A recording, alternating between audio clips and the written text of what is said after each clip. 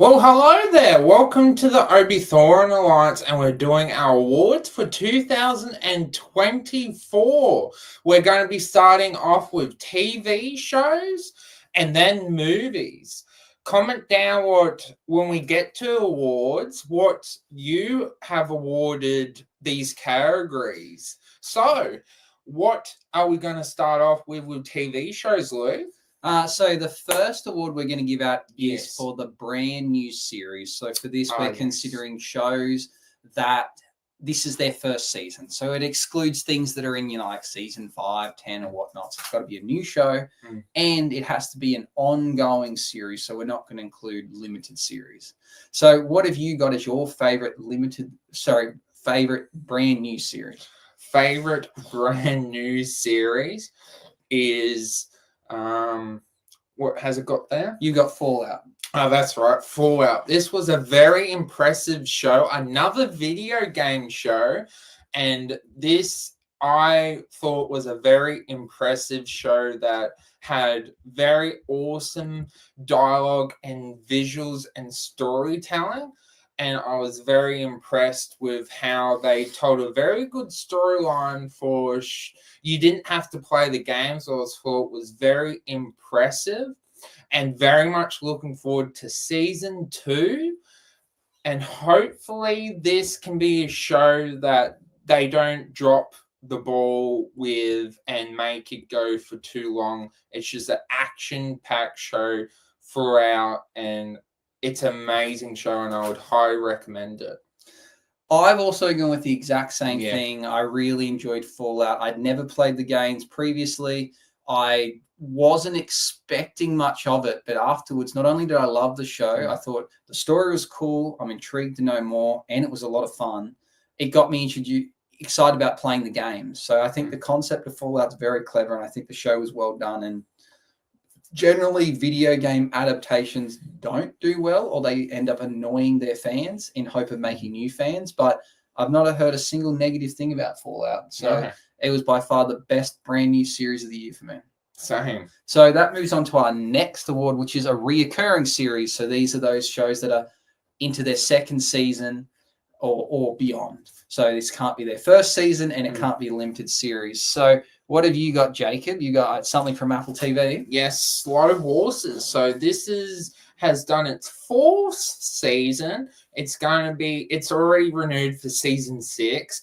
Gary Oldman plays the main character. And it's got its humor, banter. It's got quite a lot of things to it, and it only has 6 episodes per season. One of the best current shows going at the moment, and it's on Apple TV Plus. I've recommended Luke to watch it as well. It's a highly worth watching show. It's got spy thriller. It's got action, it's got humor, it has everything that you want from a long-going show, and it's also based on books as well. Definitely worth watching if you want something to watch that's ongoing at the moment. I've given my award to the best reoccurring series to The Bear. The Bear. So I've enjoyed every season of The Bear so far. This one, maybe not its best, but it's just something about this show grips me, the way they film it. There's just something different about it. Also a big fan of Jeremy Allen White, who plays the main character. It's just one of those shows I look forward to watching, and I binge watch. Jacob knows this. I'm more of a movie person than a show person, but I smashed out this in, I reckon, 2 days. I just kind of watched episode after episode. So The Bear is a show that I very much look forward to. Can't wait for the next season. It also is it receives a lot of awards as well from, and it's very critically acclaimed. So I'm not alone in thinking that it's a great show. So that moves to our best mini or limited series. So these are things that are either like a one and done thing they're not planning to do a second season, or it's purposely designed to be a limited series. Might be about a political topic or something like that. So what have you got as your favorite mini series or limited series of the year? Master of Air. And visually, the battle scenes when they're in the craft are the most visually impressive action scene and vehicles that I've seen. produced by Steven Spielberg and Tom Hanks. The third show that they have done, this was very impressive as well, with Jared Butler and don't know who the other, sorry, not Jared Butler, the actor that was in Elvis. I'll think of the name later. Austin Butler, sorry. I knew it had Butler in the title. This is a very visually gripping show. Storyline very awesome as well. Really enjoyed it. Anything in World War II was very epic in its world. Oh, we got some comments. You do.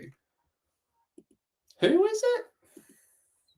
From Scottish Geek Guy. Oh. Said, howdy, folks. And then he Hello there. followed up with saying his favourite brand new series would have to be The Penguin. Very good choice. We will get to that in a minute. Yes. Discuss that. And he goes, yes, The Bear was a really good show. So, continue with what you're saying about Masters of the Air, Jacob. What Master of Air does well is, even though you know what's going to happen with it, it takes a different perspective of World War II because it's in the same universe as Band of Brothers and the Pacific, Battle in the Pacific.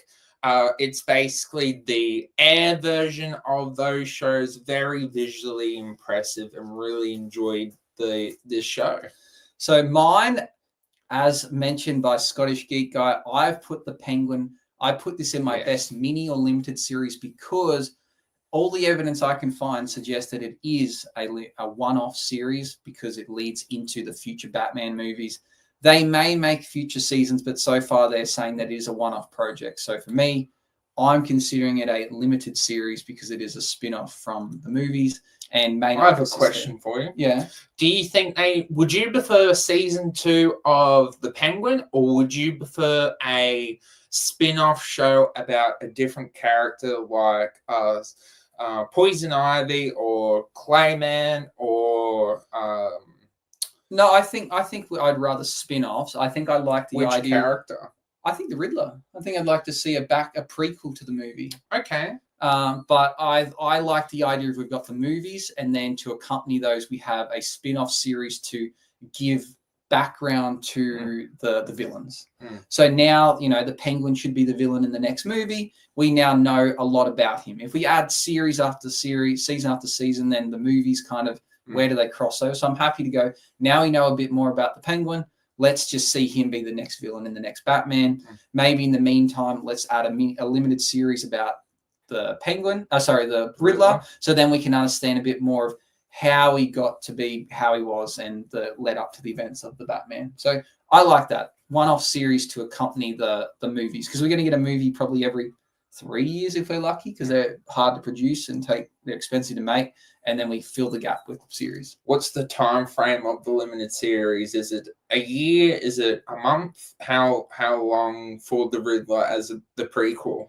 I don't know. It depends on the clever writers, what kind of backstory they give him. Do they want to start with him being a kid in an orphanage and being disappointed that the Wayne Foundation, stopped funding where he was? I believe that's what happened in the movie. And then do we follow up through that? I'm not sure if the Riddler's character in this version of the Batman, whether he was also, I think they said he was a forensic accountant. And so I don't know if that meant for the police. So I'd just like to know a bit more about that. I think that could be cool. As for other villains, I don't know which ones they're going to introduce Harvey Dent. Harvey Dent we do see him in the Batman movies. Is he in the Batman yet? No. So far we only know in this version of the Batman with Robert Pattinson that we have the Riddler and the Penguin. As to whether Mr. Freeze, Poison Ivy, Harley Quinn, the Joker, any of those exist, I don't know. So maybe we just stick with, we know that those two exist, so let's add the Riddler.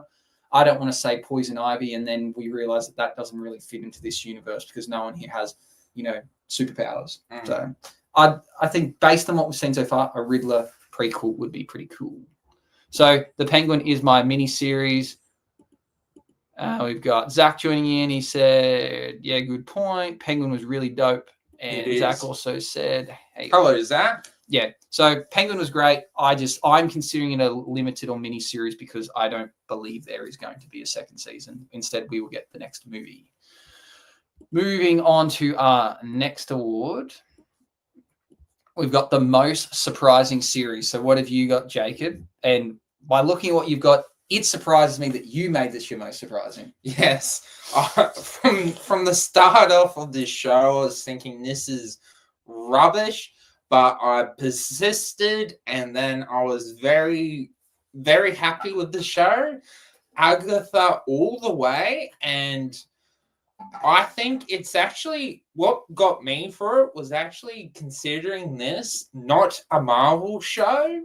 I was actually considering this more of like a wizarding, more of a like Wizard of Oz sort of show, because you know it kind of reminded me of Wizard of Oz. They're going on the Yellow Brick Road sort of journey line, and I think having that mindset made me realize that this is a really good show. I love the concept of they're going on different like quests and different stuff like that, and having that mindset really enjoyed the show. Not as good as WandaVision, but definitely enjoyed it. And the whole messed up stuff what Agatha was doing is really messed up.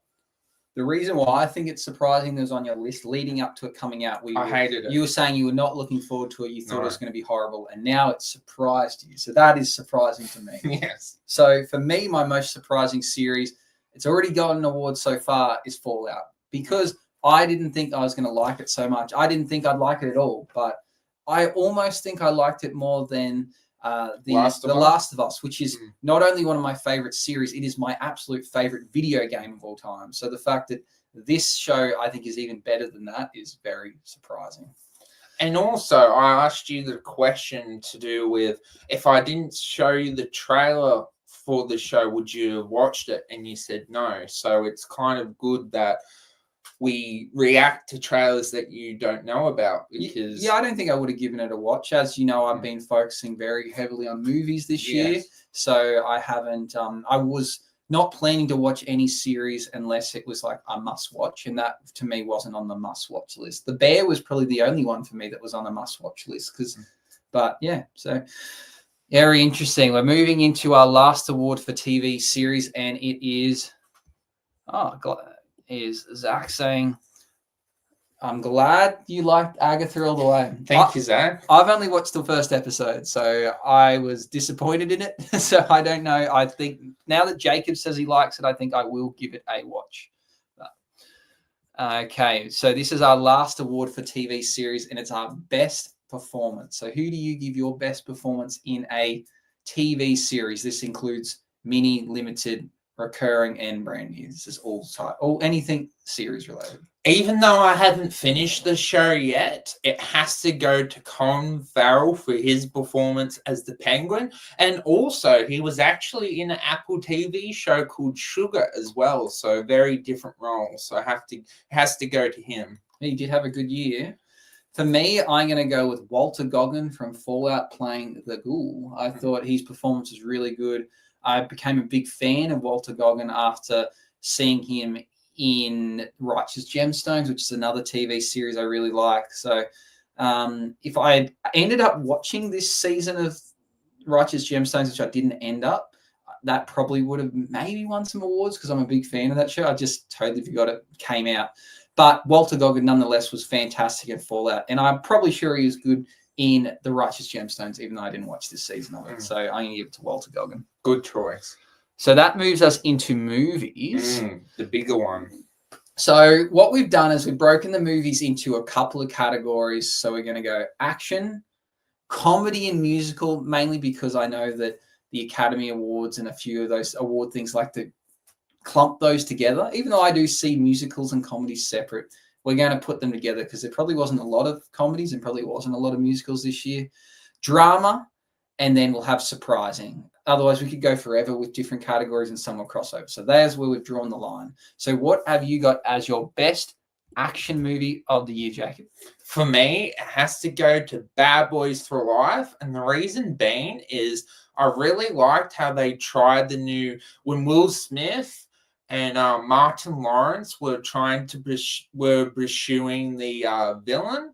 There was this zoom capture that the director was trying. For some people, it didn't work, but for some people, it did. And I'm happy that they have had some innovation with trying new things. So for that reason, and the humor as well, and the action, really enjoyed the innovation with this movie. I think it's a great franchise. I really enjoyed Bad Boys.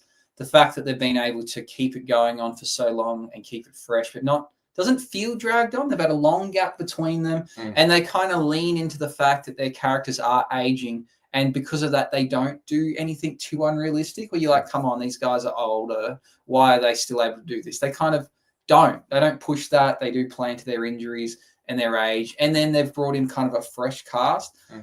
I wouldn't like to see it go to a point where they remove those and then the new lot of characters become the main characters. I don't like that. I think we kind of have to end with those two in it. But yeah, it's a great movie. And you're right, it was very innovative in the way it filmed things. And the action scenes looked unbelievable because I believe it had a lot of real effects opposed to visual effects. Yeah, which I thought was a really good touch. So my favorite action movie is The Fall Guy. So you could argue it's a comedy, but I think it's an action because, well, it's kind of paradoxical because it's about, it's a stunt guy completing stunts, directed by a stunt guy. Like it's very like a lot of Inception going into it. So I really love this film. I thought it was great. And so The Fall Guy not only was a really, really funny movie, I liked the way they did the action scenes. And even if they were kind of dumb, you had to buy into the fact that, but that's because he is a stunt man. So of course they're going to be a bit different. So it's just great. I think it's a very underrated film that people forgot about. I heard today that it wasn't considered a box office success. It only just made back what they spent on the budget, but I don't know how. I feel like Ryan Gosling, after coming off such a big year last year with Barbie, I thought this movie was going to absolutely kill it. And it just didn't, I guess. But everyone I know that's seen it loved it. So it's very strange. Thank you, Zach. Fall Guy is an action comedy. It is for sure. It's more comedy than action, in my opinion. Obviously, it features a lot of action, but it's I think it's trying to be funny more so than anything. But nonetheless, a great film that I think is kind of underrated this year. When I first saw it, said to Jacob, I think this is going to be the best film of the year. And I said, I don't know if I'll see anything better. And I think it creeped its way down to maybe, I think it might be 10th on my list now. And that's not to say it's not a great film. I think I just kind of changed my perception of that was by far the most fun film I saw this year, I thought. But then better quality films surpassed it. Indeed. So that moves into the category of best comedy/musical. So what do you got, Jacob? For best comedy, I've gone with The Fall Guy. I thought the humor mixed with the action, really enjoyed this movie. So I wasn't expecting that much from The Fall Guy, and then the comedy really hooked me. So yeah, I really enjoyed The Fall Guy. Not as much as Luke, but still enjoyed it for the best comedy of the year. So for me, in the best comedy/musical of the year, I've gone the musical direction, and I picked Wicked. So Wicked was a funny movie for me. I had zero interest in seeing the musical, even though I very much do like musicals. I was a bit iffy, so I was against seeing the stage musical, not the movie musical. And then when I saw the trailer to this, I thought, this is going to be really good. This could be an epic story. And then as more trailers came out, I started going, this movie is going to be horrible. I don't want to see it. So my wife dragged me along to see it. When I found it was going to be 2 hours 40, I'm like, yeah. And a part 2. I'm like, I'm going to fall asleep in this. This is going to be horrible. And I can confirm that is one of the best movies I saw all year. For something I thought was a bit of a silly story arc, and the fact that they're trying to add this prequel to The Wizard of Oz, which doesn't really align with, yes, it's got characters that cross over, but as a backstory, I don't believe the original writer of The Wizard of Oz this was their idea of what a backstory would be. So a bit of backstory to this. Wizard of Oz was written, I think, in the 1890 something. After a certain amount of time, it people could start to use that story and write their own. So then someone started to write these spin-offs, and Wicked being one of them. And because of that, they were able to like come up with their own backstory. So obviously, if you've seen The Wizard of Oz, to then find out that there's a story about how the good and bad witch were friends at university of all things, it seems like, what the hell? Where did this come from? But it works. People love the musical. The musical probably surpasses the popularity of The Wizard of Oz too. And so I really love Wicked. I was captivated the whole way. I think the music's really good, and I do not want to know what happens in part 2. Even though the musical's already out there, I don't want to ruin it. I'm going to hold out a whole year until I see part 2 and keep it a big surprise. And fun fact, if anyone cares, today the Wizard of Oz World opened at Movie World here on the Gold Coast. So if you're a fan of Wicked, you could go visit the Wizard of Oz new open thing that I opened at our big theme park here today, which is kind of cool. Zach's commented again. Yeah, he said that he said Wicked was also a great film, and he doesn't like musicals that much either. I love musicals. I go to a lot of stage shows, musicals. I was in a few musicals when I was a kid, so I'm a big fan of musicals. I just had no interest in Wicked because when someone told me what it was about, I'm like, that is not at all what The Wizard of Oz is about, so that's stupid. But I think Wicked was better than The Wizard of Oz. Question for you, Lou. Do you prefer Wonka or Wicked? Movie-wise? Oh, I think Wicked. Musical-wise? Oh, well, Wonka's only a musical because of the movie. But comparing the two movies, Wicked was way better than Wonka. But Wonka, I thought, was going to be absolutely horrible, but I liked it. So that features pretty highly on my list of favorite movies this year. But I do have a soft spot for The World of Charlie and the Chocolate Factory. Charlie and the Chocolate Factory is not only one of my favorite musicals, it's one of my favorite movies of all time. So I had a pretty high bar set for Wonka, and I expected it to be horrible because I thought it was going to ruin it. And I liked it. I must say it's maybe the only movie I like Timothée Chalamet in, which is probably the movie that most Timothée Chalamet fans hate. Yeah. And it's probably the only movie I like that he's in. So it's a bit strange.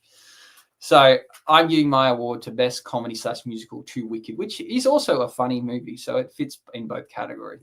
That moves us to the Best Drama. So this is a real wide category. Essentially, movies that aren't musical aren't funny in nature. They might have funny scenes, but comedy is not its main thing, and it's not full of action. So it's everything else but those. So what have you got in your list?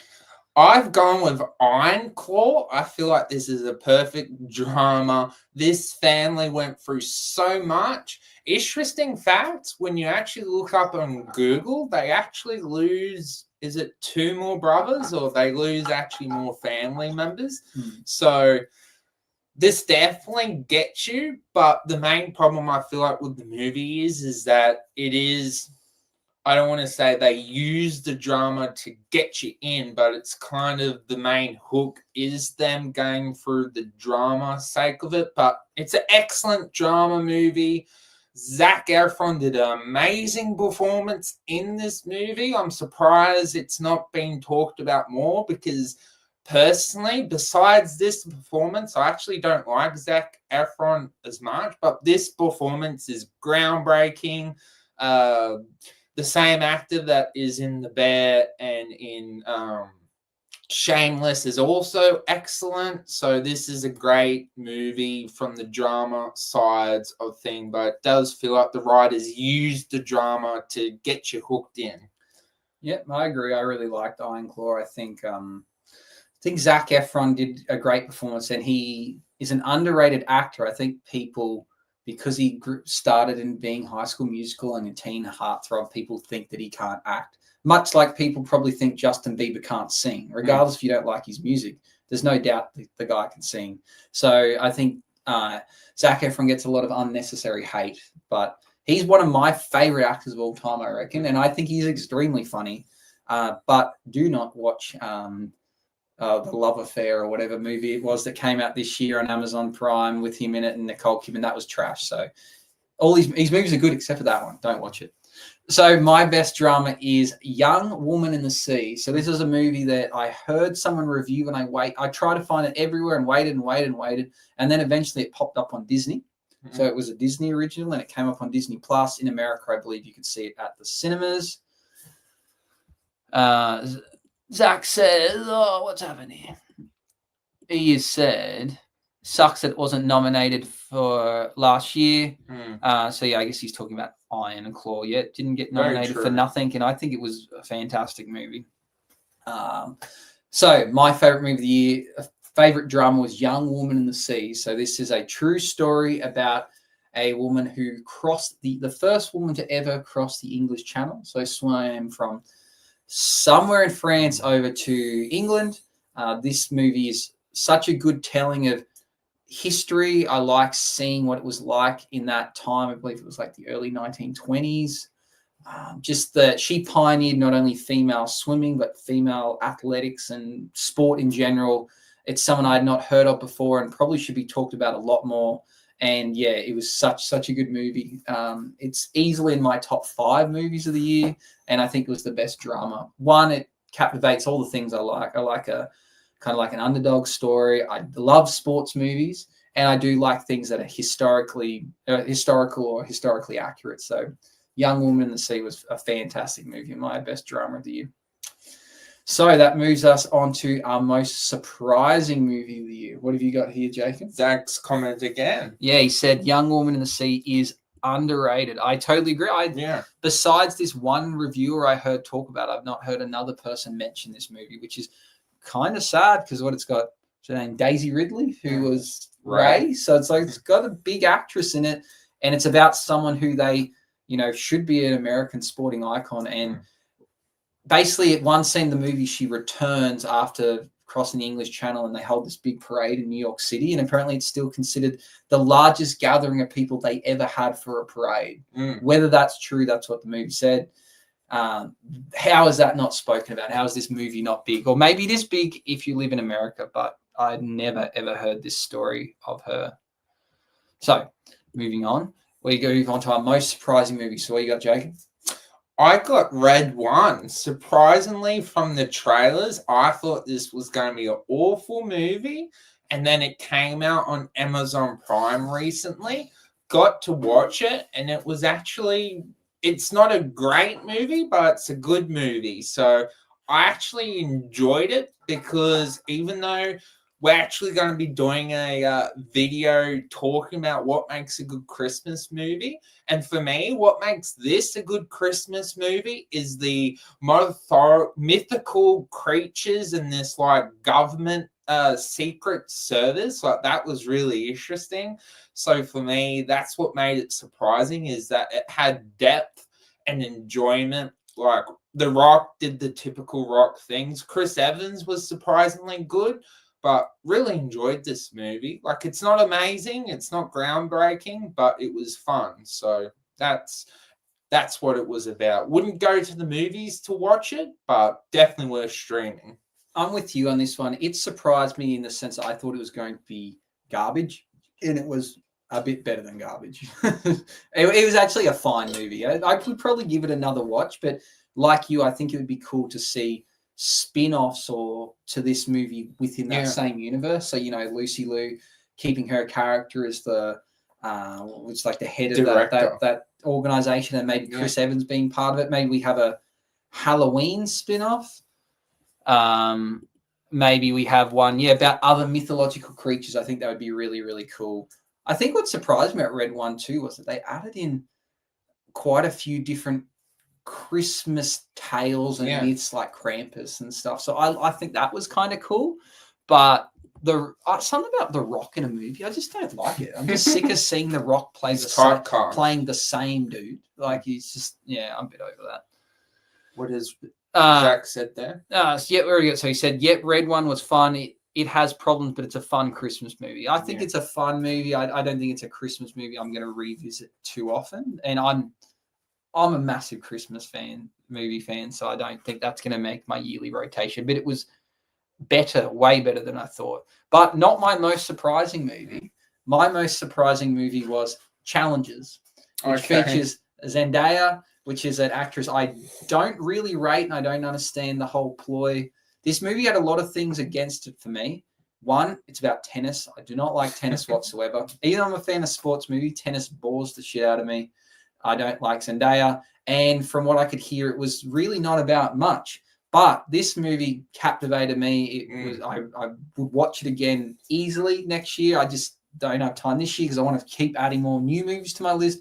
But Challenges was great. It was a movie that just kind of, I like how they did it. We've got this ongoing tennis match, and then through that, flashbacks of what lead to that point. I just think it was a very clever way of, organizing a movie, and it kept the pace going, and there wasn't really any boring bits, and it kind of gave an insight into what the grueling life is of an athlete. Someone that's had success and is now dropping out of success, and then someone that was meant to have success and got it cut short due to injury. And then we've got another person that kind of stuck in their own ways and stubborn, and then the grind that goes with trying to make it in a sport but making zero money. So it was very cool. I think Challenges was a great movie, and I've had a lot of people say good things.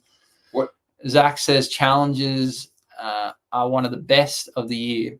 I think a lot of people are saying the same, but it's like a movie on paper that doesn't seem like it would be good, but just it kind of combined everything together and was gripping, and it wasn't too long either. It just moved fast. So I'm a big fan of Challenges. So that was my most surprising movie. Now we're moving into some of the more individual awards. So we've got for actors and actresses, and then we're going to move to the big one, which is our favorite movie of the year. So we move here to our best performance. So who had the best performance this year?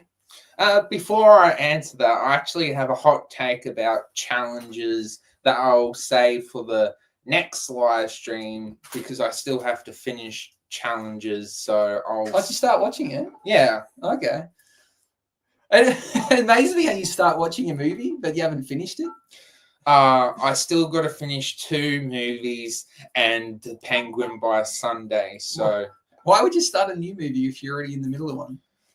They were the 2 ones that life got in the way, so I needed to finish off those movies. But so far, I think Speak No Evil is amazing. But Challenges, I got to finish it first, but I find it very interesting so far.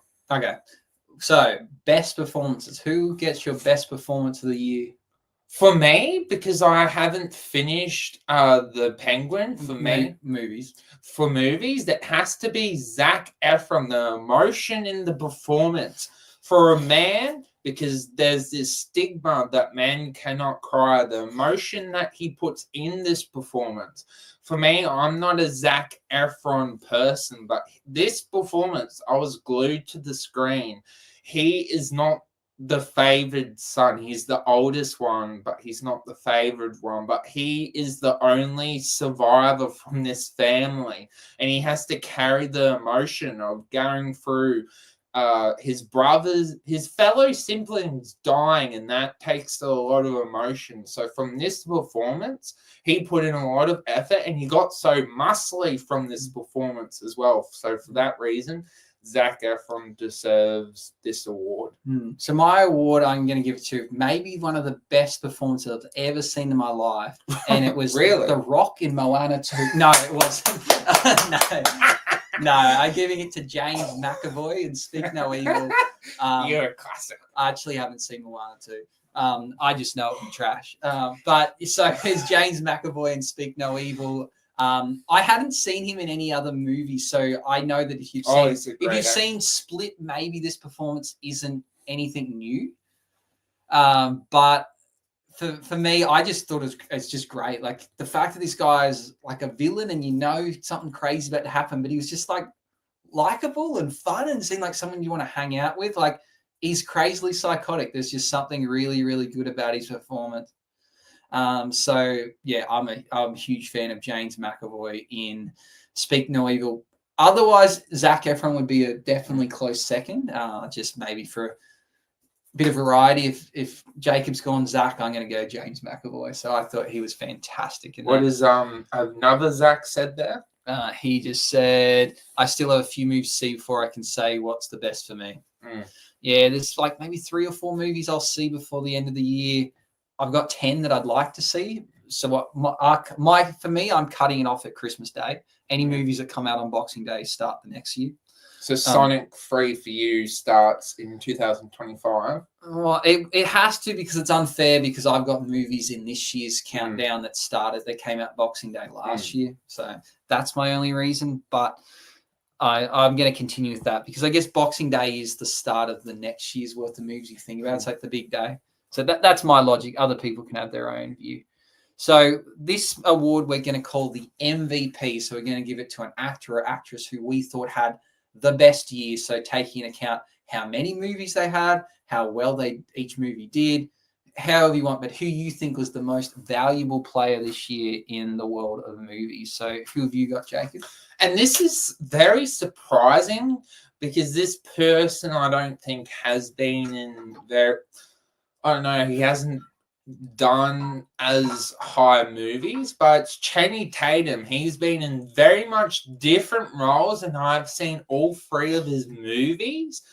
So his most famous one is probably Deadpool versus Wolverine, but it's probably Fly Me to the Moon and Speak No Evil. What he played Blink Twice. Blink Twice, yes. He was amazing villain in that movie. So completely different roles, and I love them beautifully. So both of those, 3 of those movies are amazing. Definitely worth seeing. Played different roles, and he deserves the MVP of this year. Yeah, Channing Tatum had a great year. I love Fly Me to the Moon. Blink Twice was awesome, and Deadpool and Wolverine was awesome too. And Channing Tatum was kind of like the star of that show almost. With a lot of memes were created from him and his southern accent. So it was he did a great performance. But for me, I'm going for a veteran here, someone that I think has reinvigorated his career over the last few years and had a pretty stellar year this year, and it's Michael Keaton.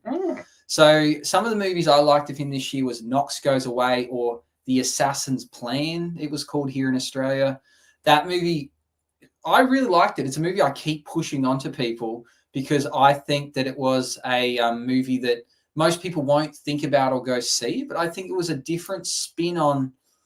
It was just a type of movie I hadn't seen before. You know, an assassin who develops dementia and is trying to tie up some loose ends before he basically has nothing left. You know, like he's incoherent, and also at the same time trying to save his son, who's in a bit of a tough situation. So.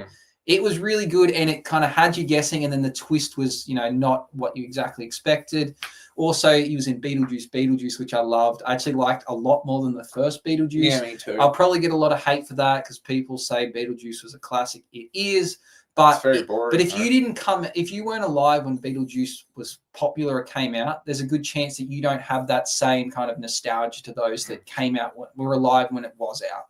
So for me, I saw Beetlejuice way after it was gone through its popularity, so I don't have that same effect. Where Beetlejuice, I thought was really, really cool story, and I also like Goodrich, which was a Goodrich. It's a last name. Okay. So he plays someone that owns an art studio. His partner, who you don't see to the end of the movie, basically goes. She's like, I'm going into rehab, and he's like, I didn't even know you had a problem, and she'd been taking pain pills. Everyone else knew except for him. And then he's left to look after their 2 young kids. But then he's got a daughter from a previous marriage who's, like 30s, and that's played by Mila Kunis. And she is pregnant.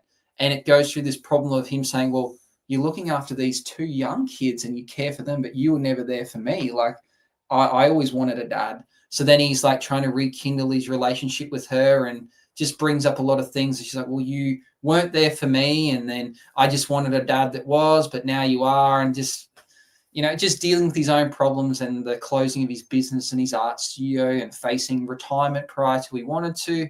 It just felt like a real story, like something that people would go through. So I was a big fan of that. So I think Michael Keaton had a good year. I also liked him last year as Batman returning in the Flash movie. So I think Michael Keaton was my MVP. Out of all those movies, which one was your favorite performance with him in the movie? Oh, Beetlejuice is the most quirky, but he's not in it a lot. The second one, he's in it a bit more. More than the first one. The first one, he was in it for 18 minutes. So yeah. That's a bit sad. Yeah. But I'll put I think Knox Goes Away or Assassin's Plan, wherever you are and what they call it. I thought that was a really good performance. And Zach has got Engineer Elijah Taylor. From memory, is that the girl from Mad Max? Furiosa? I think that's who we're talking about. Yeah, I can't think of anything else she was in, but I do hear her name thrown around before. So yeah, I can't disagree because I don't know too much, but I think it's cool to acknowledge people we think that's had a really good year. I'd say for me a close second would have been what's his name? He's everywhere. He's in Twisters and the really, really good looking dude. And he's in Top Gun Maverick. And he was in and Zach was said Channing Tatum kills it every year. So there was a lot of actors and actresses that had some big years, and there's also a lot of that are going to have future big years, and that moves us on to our next one, where it is the most surprising / upcoming. So we've added these two together, so it can be someone that's new, or it could be someone that you hadn't really heard of that's now starting to come big. So for that, who have you got as your most surprising or upcoming actor or actress for the year? So for me, I don't know if I'll be able to say his name, but he was in the Kingdom of the Planet of the Apes playing Noah. Yes, Owen Teague is his name. Yes, he did an amazing voice acting performance. I've never heard of this actor from this point, but now I do, and he's going to be absolutely amazing in this role for the next, I guess, 2 movies or however long the trilogy is going to go for, and definitely nailed it, and I wish him all the best in his career, and I'm curious what everyone else puts in this category. For me, I've gone more up and coming opposed to surprising, and that's Rachel Sennott. So she was in SNL, the SNL movie, and she was also the main character of a movie called I Used to Be Funny, which I really, really, really liked. So if you haven't seen this movie, I recommend it. She's a comedian that's gone through something that they don't reveal to the end. She's gone through some kind of trauma. She now has PTSD. She stays at home and she's kind of given up on her career as a comedian. And it's just going through and unpacking what happened. I think they did a really good job of kind of keeping it a surprise exactly what happened to her towards the end. And it was a really, really good movie. So Rachel Sennott, she was also last year in a TV series I really liked, which pretty much everyone else seems to hate. And it was, I think it's called Popstar. It's the Weeknd's in it, and Johnny Depp's daughter. Features lots of nudity and crazy music. Didn't it get cancelled? It did get cancelled because it was kind of rubbish, but I liked it. There was something about it visually I liked about it. I thought it was great. So Rachel Sennott is awesome. Send a comment. And Zach said I Used to Be Funny was really good. So again, I think it's a movie that a lot of people probably didn't see, but I highly rated it. I thought it was very different and unique. So we're getting to the pointy end now. We need to do best streaming service and most disappointing movie as well. Idol, that's the one. It's called The Idol. I liked it, but it was sleazy. Zach says, I agree. I think the ending was really, really dumb too. But there was something about it that kept me captivated. Even though I know it was not at all realistic, it was cool to see the insight of what it is like to be famous. I guess it's kind of like you kind of want their lifestyle. So that's what was appealing to it. But I found it really cool. And it did get some really good music came out of that. But I do think the show had, I think its nudity was probably what kept a lot of people engaged because, Johnny Depp's daughter is definitely very attractive. Was there too much nudity? Oh, I don't know if there was too much nudity. No, it didn't take away from it, but it was a bit, it was full on for a show, some of the stuff. Is it like Game of Thrones sort of level nudity? Maybe not the amount, like how much you see on someone's nude. It's more like some of the scenes, like having sex in a moving car, like whilst it's open and they're driving, and in the middle of they're in a shop and stuff. So collector movie man, it says, "Hey, thank you. Hey, bud. Hello. I like your Superman logo. The new Superman trailer's come out too. I know. Excited about that." Okay, so moving on with the awards, we have got the worst movie of the year, which is a hard one. I've seen 140 new release movies this year, and the worst movie for me, I don't think is necessarily the worst movie, because there's movies that are like Yes. that are bad, but for me, I think it's a movie that I thought probably should have been good or on paper looked good and was disappointing, because you could say, like, if you watched a movie in a different language and you didn't understand it, it was a bad movie. So it's got to be something that you should have been good that was horrible, because there's movies I turned off after like 20 minutes, and like it'd be unfair to consider them because they were always meant to be bad. It's a weird one. So what have you got as the worst movie of the year, Jacob? So this might annoy some people because I know some people liked this movie, but for me, this movie was sold to be something that it wasn't, and it is Civil War. And I know there's worse movies like Madam Web, Borderlands, Craven the Hunter. I know some people don't like that movie, but for me, Civil War was sold in the title as Civil War, seeing how the two factions started off. And basically, it's about journalists making their way through war-torn America that I don't buy. Someone would have shot them, and how it ended didn't really make sense. So for me, Civil War it lied on what it was sold as. So for me, when the marketing people lie about something, for me, I kind of go, well, you lied about what you sold. So didn't really like that.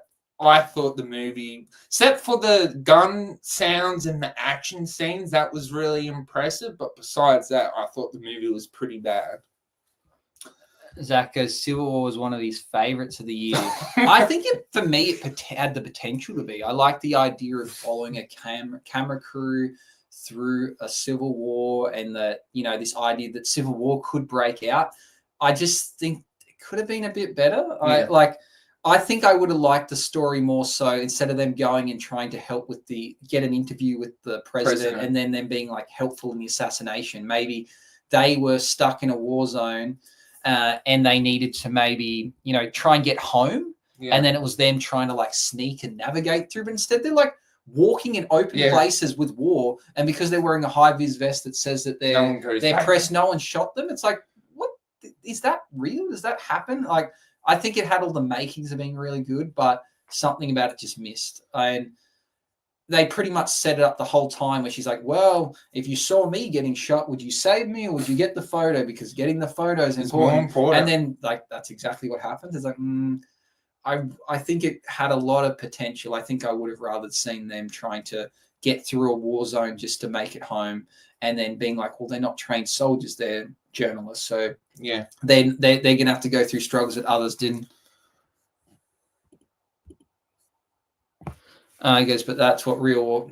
Yeah, maybe. I don't know. As I said, I don't have any experience with war photographers, but some of those scenes I didn't buy that. Like, if you were a soldier and then the photographer was like in your way, you just tell them to get lost. I don't buy that they would go, yeah, okay, we'll protect you. Like, no, we're in war. This is important.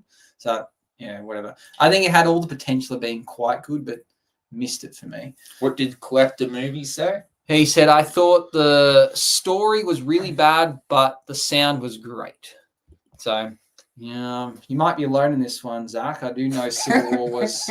I know it's considered... I think A24, it's like their second most profitable movie of all time, but I think it was possibly a box office flop. I don't think it made as much as it needed to be profitable. What's yours, Luke? My worst movie of the year is I Saw the TV Glow. Only because I thought it was going to be really good. I thought the premise is like it's going to be a bit weird. It's a bit artsy. It's going to be filmed in a certain style. Like, what's going to happen here? We had Miles Turner? Turner, maybe, is the guy from Detective Pikachu in it. Oh. But it was almost unwatchable. It was so silly. I couldn't even tell you exactly what happened. And as Zach said, it was so boring. I've never watched a movie that I was so bored. Like, I was waiting for something good to happen. And then at the end, I'm like, this is the weirdest shit I've ever seen. So I agree that what I saw the TV Glow was extremely boring. So I saw some movies that were probably worse. Like, for instance, a movie called Rippy. It was about an Australian kangaroo zombie. But that was always going to be shit. That's like a Sharknado scenario. It was always going to be a bit far-fetched. But I saw the TV Glow. I thought, well, this is an artsy film that I don't think anyone will like. So we go, what's your favorite movie of the year? Mine's Wicked, and the number 2 is Conclave.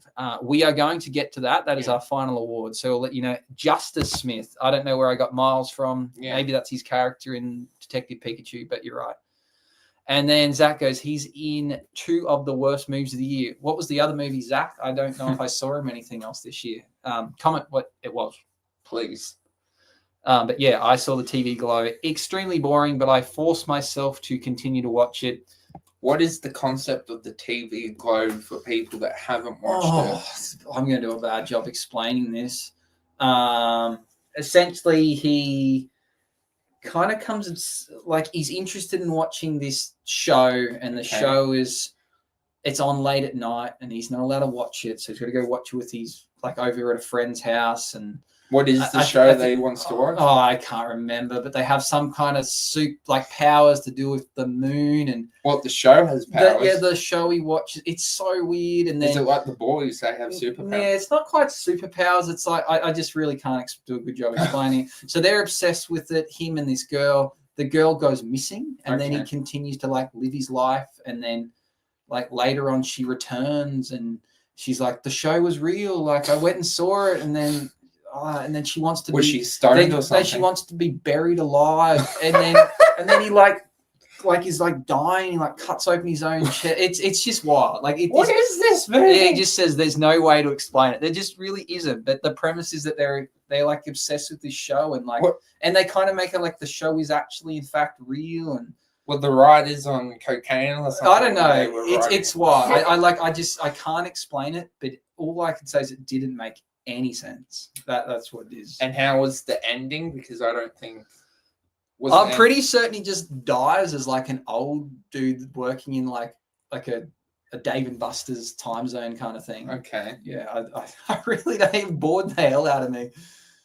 He goes, it's supposed to be an analogy. I did actually. Someone told me that later. Analogy. And it's meant to be an analogy for what? For the trans experience. But I was talking to a friend of mine who is transitioning at the moment, and they were like, "Nah, I don't get this." But everyone's experience is different. But it's a pretty wild way to show that, and I don't know if anyone liked it. So it's So who's trans in the movie? I don't think anyone's trans, but I think it is explaining like it's a metaphor for the trans experience, but using. Shot. I can't explain it. I just can't. But there's no point. I guess it's one of those things that if you get it, you get it, and I don't get it. So that was my worst movie of the year because I was hoping it was going to be really good, and I believe it was an A24 film too. So that's why I thought it was going to be good, which then moves on to our awards. And he goes, it keeps getting Oscar buzz. A lot of people somehow like it. I don't know. I don't know how. It's wild. So then that moves on to our best studio. So we both agreed that A24 is the best studio this year. Some of the movies we saw was We Live in Time, Heretic, Iron Claw, Maxine with 3 X's, Civil War. What else? The list goes on, but I think A24 had a really big year. What do you think about A24? Some of the movie, I think they come up with ingenious ideas. I think just the execution is not quite on the money. I think they should maybe dumb down what movies they do instead of how many movies have they done? 1, 2, 3, 4, quite a lot. Oh, they did more than that. I like them because they're giving it a shake. They're trying different things. So yes, we're going to get hit and misses, but I'd rather that than a studio play it safe because we get more movies this way. So A24 is probably one of the rare ones out there having a go, and it's somewhat an indie studio, but they are definitely got enough star power and money to be able to bring out, content on the regular at high quality. So Zach's gone A24 is my favorite studio. They do unique stories, which they do, which I really like it. And they continue to bring out new things. I do want to see Y2K. I think that's out now in America. Cannot find it anywhere here in Australia. So I believe that's an A24 film that I'd like to see. So our top 10 movies. Well, you're going to have to watch our video on Sunday. Sunday morning, our time. I don't know where you are in the world where you're going to be watching it, but you can see ourselves, Zach Attacks, and Toby. We're going to be going through our top 5 movies Best and TV and shows worst of the year. So if you want to find out, you have to watch that, but you will find out what our favorite movie. So that moves us to our best movie of the year. Should we do best streaming? Okay, we'll go what? Keep the people waiting. Okay, it's in the USA. Well, again, USA is a big place, so you could be Anyway. many different time zones, but it will probably be somewhat between late afternoon on a Saturday to after dinner time. That's my best guess. I believe it's going to be about 3:00 for Zach in Brooklyn. So that's how you can watch it. So best streaming service of the year, Jacob. What have you got? Same as last year, it has to go to Apple TV Plus. They just keep bringing out so many good shows. They've brought out Silo. Severance is coming out next year. So pumped for that show. Also, Ted Lasso, still need to catch up for season 3. They are bringing out season 4. Don't know how I feel about that. Also, Presumed Innocence.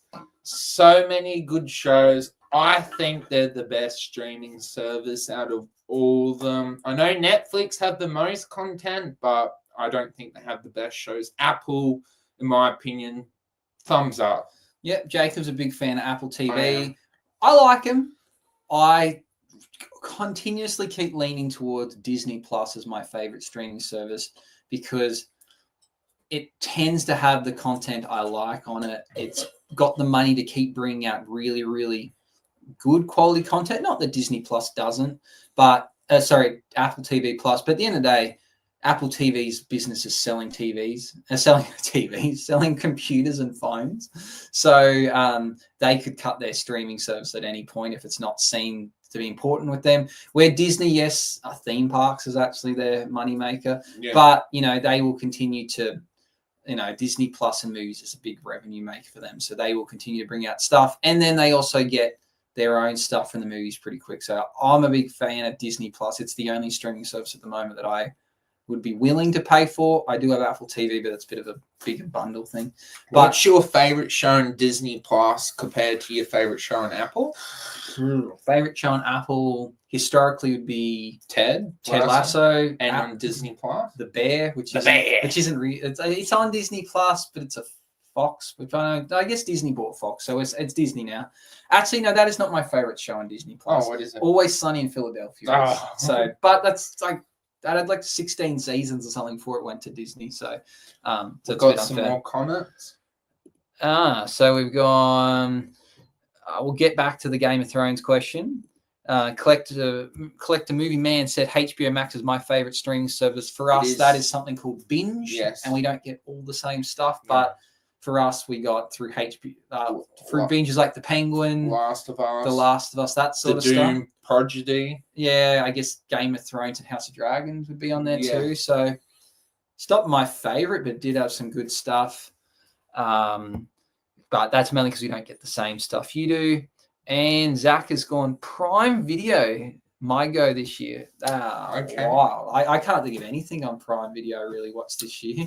I would assume that's because you enjoyed the cross show Zach and maybe the Secret Level. Gen V, maybe. Ish, good choice. Yeah, I didn't watch much on Prime Video this year. Big fan of Amazon though. I do love getting my products overnight from Amazon. We don't get like 1 hour delivery like you do in America, but overnight it's pretty quick for us. What was the Game of Thrones question? He's not going to like this answer. What is it? He said The Cross, The Boys, and Fallout. Yeah, of course. And then we've got my favorite thing in Prime, but I'm waiting for the 3rd season is Jack Reacher. I've not watched it. You like Jack Reacher? I think everyone I know likes Jack Reacher. Reacher's a great show. So going back to the question, he goes, "Are you guys a fan of Game of Thrones or House of the Dragon?" I'm going to tell you, absolutely not at all. I despise them. So no. What about you? I have seen season 1 of Game of Thrones, and unfortunately, because I've heard how bad the ending is, I'm a little bit hesitant to continue. But I did watch the first episode of Game of Thrones, and I loved it. I think it's because of Matt Smith being in the show, and he's a fantastic actor. So I think eventually, when I have time to continue watching, I'll probably focus on House of the Dragon instead of Game of Thrones, because I actually thought the first episode of House of the Dragons was better than the first season of Game of Thrones. Okay. If that answers your question. Matt Smith, that's House of Dragons. Yes, it is. I've seen a total of 1 minute of Game of Thrones, and The horse went past and you were dead. Honestly, I saw the first scene. I saw a horse. I'm like, nah. I don't like horses. We're not going to go into that here. But I was like, nah, not watching it. Medieval stuff, not my thing. I'm not into high fantasy. So, most disappointing movie?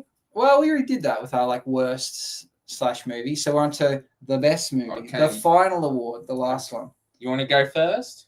I'll go first. Yeah. I'll go with a movie that has been heavily talked about today, received several awards, not any by me yet, and that is Iron Claw, the Iron Claw. That was I saw it very early in the year and has maintained its place at the top of the list since that point, and absolutely loved everything about it. It combined all the things I liked about Young Woman in the Sea, in it being a sports movie.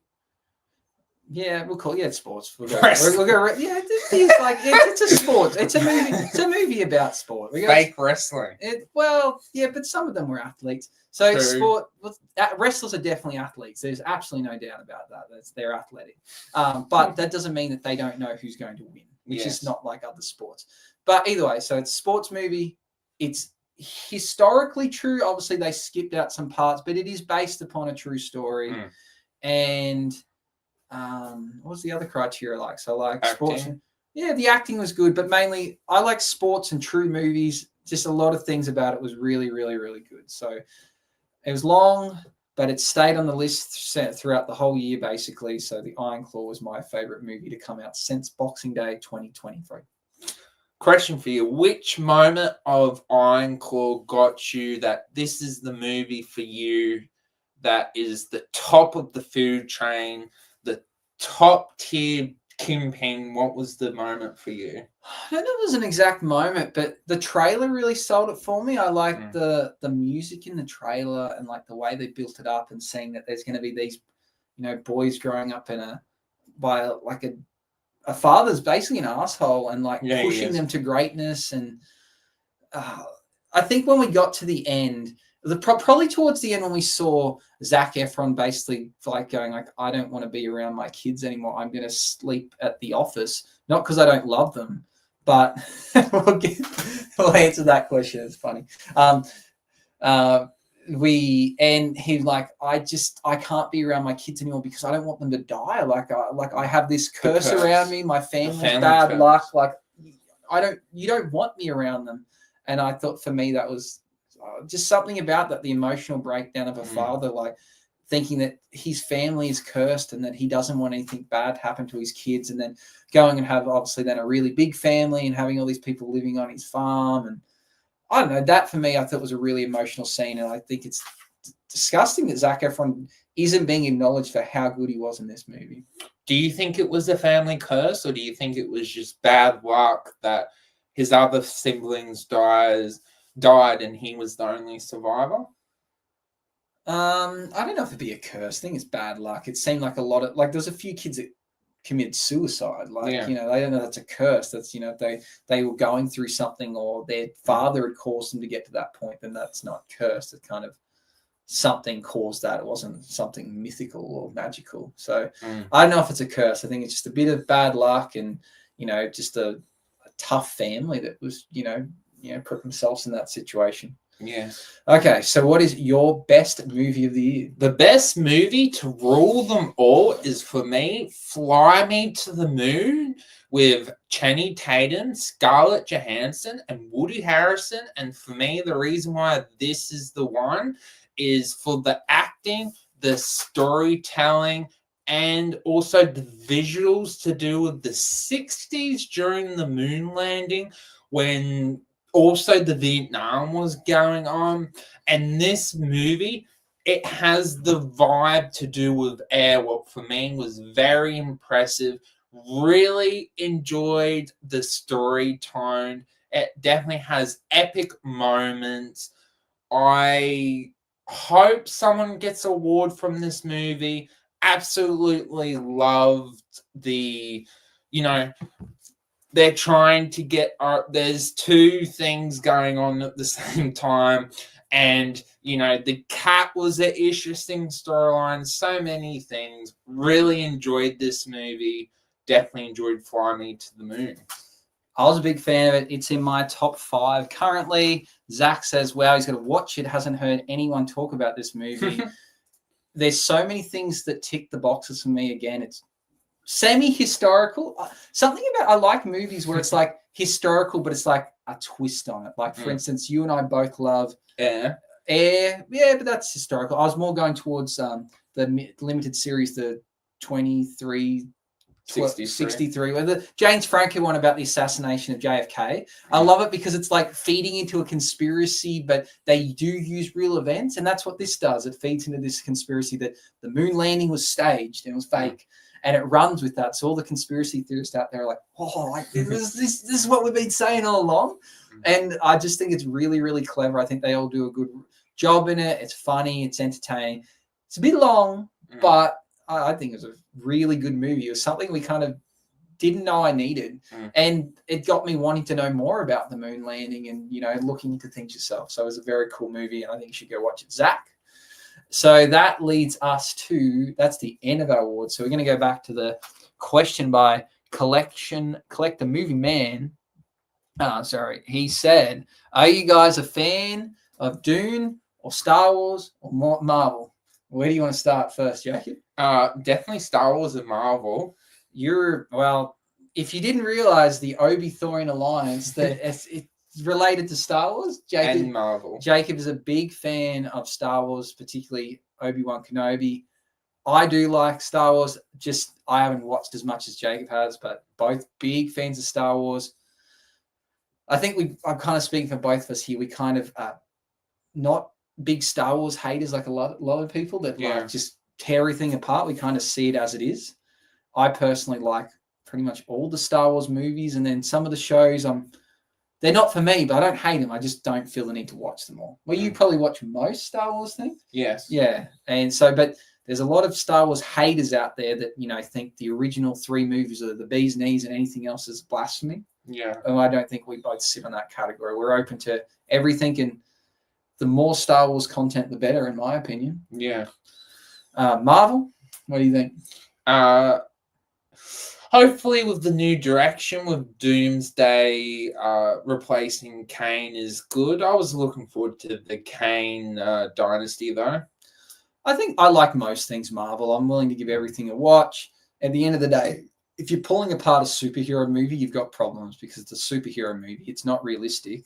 I've never seen a superhero in real life. So to begin with, the whole thing's unrealistic. So there's no need to get your knickers in a knot when things don't make sense or there's faults in it. It's like the whole thing is unrealistic. Just enjoy it or don't watch it. So I'm of the belief that I'll watch pretty much any superhero Marvel movie for the sake of it. I'll give it a chance. I just may not watch them a second time. So yeah, I'll give most things a crack. And then the last one you put on there was Dune. Where do we start with Dune? Not a fan. It would be my first start. I don't think the movies are horrible. I think what I dislike about it the most is the love it has, and I don't see it. So I kind of jumped on the bandwagon, the opposite of the bandwagon, and gone, if everyone else thinks this thing's amazing, I don't see it, so I kind of hate it because of that, which is a silly reason. So I think Dune is okay, but I don't understand the fandom it's getting because it's not, to me, better than like anything else that falls in the same kind of genre. But yes, it has this crazy fandom. Like the amount of people that are saying it's the best movie they saw this year. I'm like it's a good movie, but the things you're saying are wild. Like, it's not the best movie you've seen this year. So what do you think about Dune?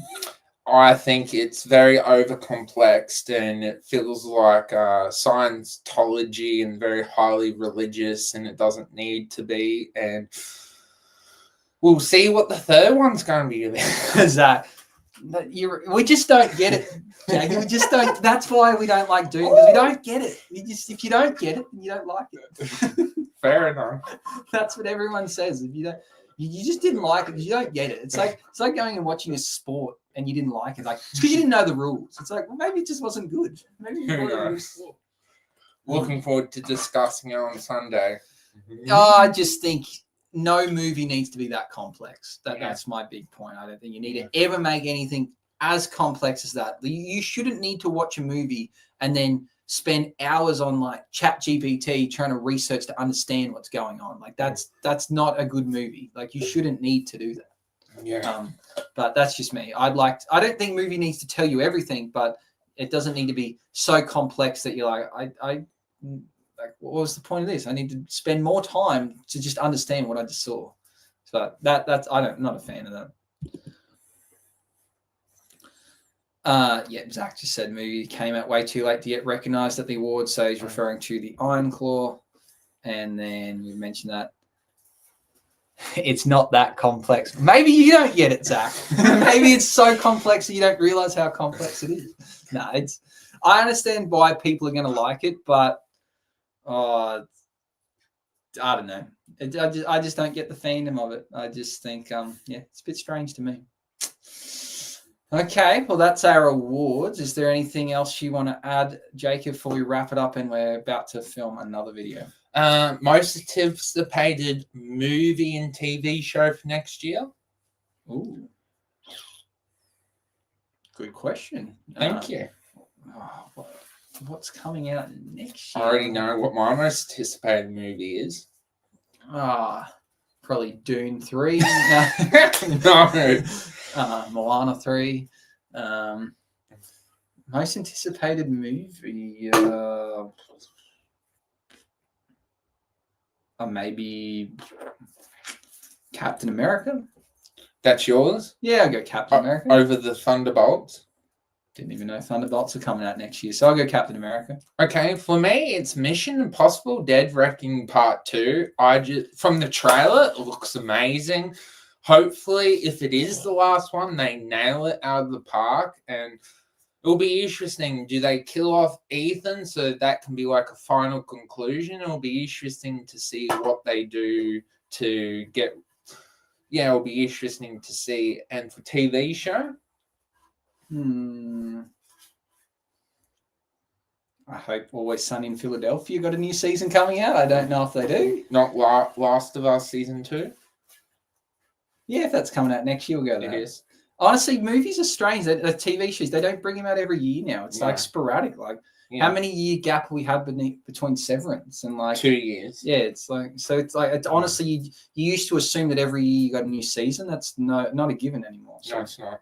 So, yeah, if we get next season of The Last of Us next year, then yeah, for sure. For me, it's season 2 of Andor because season 1 was the best Star Wars Disney has put out. So I have high hopes for season 2 of Andor. Okay. I need to finish season 1. I think I got like 2 episodes left. Do you think you will finish it? Probably not.